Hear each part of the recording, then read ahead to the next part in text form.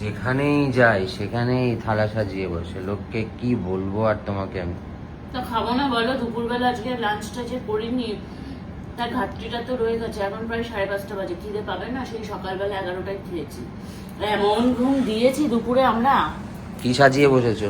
মানে খেতেই পারিনি তো, ওই জন্য স্ন্যাক্সে এসছে, দেখো সন্ধ্যার স্ন্যাক্সে কফি, এখানে আছে ফ্রেঞ্চ ফ্রাইজ, এখানে আছে ভেজ পকোড়া, তার সাথে এই যে স্যালাড, কাসুন্দি আর ইয়ে যা যা থাকে। চলো আমি খাই, আমি আর কথা বলতে পারছি না খিদেতে। সকাল 11টায় খেয়েছি বাবু, তুমি ভাবো তোমরা। আমরা আজকে দুপুরের লাঞ্চটা স্কিপ করিনি দুপুরের লাঞ্চটা। তো এখন হচ্ছে আমরা এই স্ন্যাক্সটা খাবো, স্ন্যাক্সটা খেয়ে হচ্ছে আমরা বেরিয়ে যাব। বেরিয়ে প্রথমে আমরা একটু বিচে যাব, বিচ থেকে তারপর চলে যাব হচ্ছে জগন্নাথ মন্দিরে। তো ফাইনালি আমরা পৌঁছে গেছি জগন্নাথ ধামে।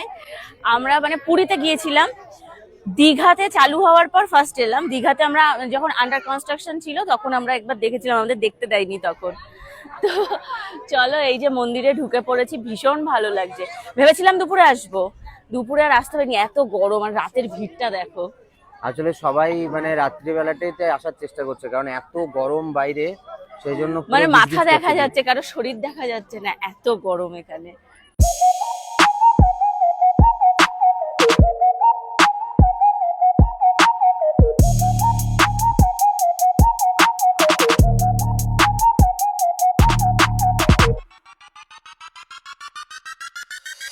না, এট লাস্ট জানা গেল যে মন্দির খোলা আছে, বিগ্রহ দেখা যাবে। বলছে তাড়াতাড়ি যান, এক্ষুনি বন্ধ করে দেবে।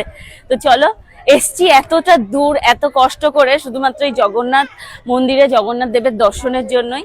তো চলো আগে জগন্নাথ দেবকে দর্শন করে নি তাড়াতাড়ি করে। এই যে মেন চূড়াটা এখানে আছে। চূড়াটা হচ্ছে এইদিকে, আমরা ব্যাক সাইডে ছিলাম। চলো ওঠো। প্রথমবার আসলে যা হয়। দেখা। হ্যাঁ, মন্দির দেখা হয়ে গেছে, যেইটুকুনি মানে যেটার জন্য মেনলি আজকে বেরিয়েছিলাম, আজকে এসছিলাম। মন্দির দেখা কমপ্লিট, ভীষণ ভালো একটা এক্সপিরিয়েন্স হয়েছে। অনেক স্মৃতি নিয়ে ফিরছি আমরা। এত মানুষ যে আমাদের ভালোবাসে সেটা তো তোমরা দেখলেই ভিডিওতে, কত মানুষ আমাদেরকে মানে মানে পুরো ঘিরে ধরেছে এখানে, ভীষণ ভালোবাসে।